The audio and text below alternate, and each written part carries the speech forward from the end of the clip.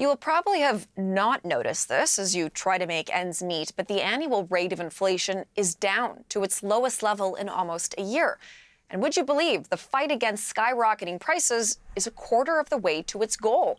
Jeannie Lee is here with more now. So Jeannie, sounds like on paper at least that there is some good news here. Yes, Hillary, because inflation isn't nearly as inflated as it was, for some time last year.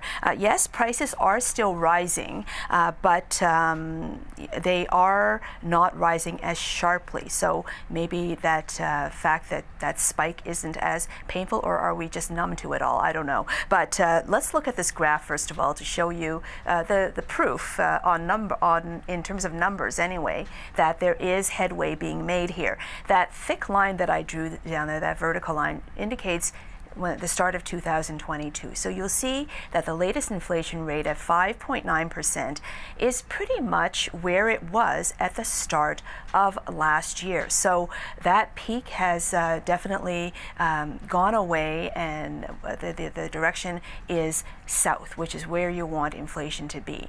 But obviously, prices are still a lot higher than they were, say, at the start of 2021.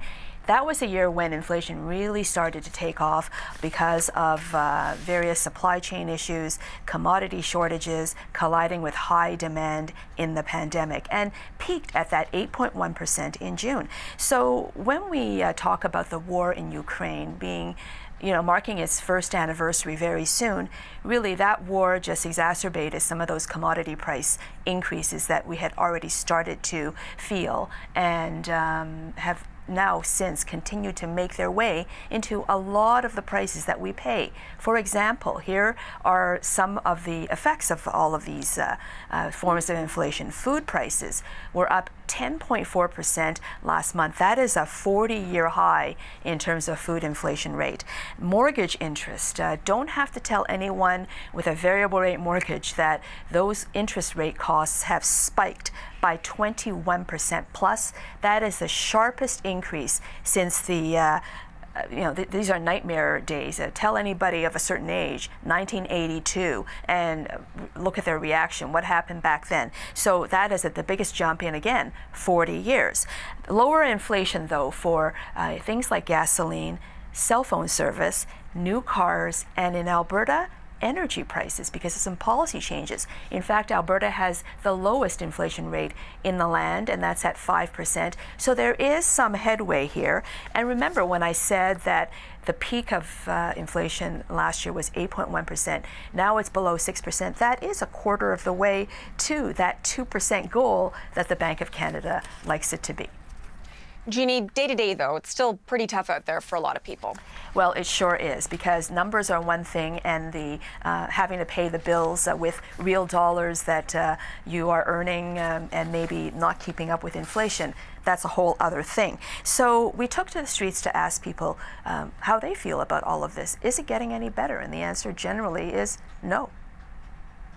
Yeah, rent is going up because we had a price freeze over the pandemic, and then that ended and they increased it sort of all at once. So that was a bit shocking. Yeah, in absurd amounts. It seems like they're even pushing for a higher percentage than they're allowed to. It's like I see a lot of people meeting in the lobby of my building and talking about they're going to strike against or protest against rent increase. I guess it's that bad and drastic for people. But yeah, I don't know. It feels like they don't have any remorse for people who are having a hard time out here. I noticed the food banks over the past couple of years, more people are coming to them, obviously from inflation. And I think there should be more funding put in there. I hear all about the policing funding, but I'm like, maybe we should have some more, garden type funding and just like for us to feed ourselves. Feeding ourselves, keeping a roof above our heads, those are two big ticket items for everybody, and those costs are persistently high. And so while things look better on paper, Hillary, it sure doesn't feel that way. Jeannie, thank you for all this. Jeannie Lee for us.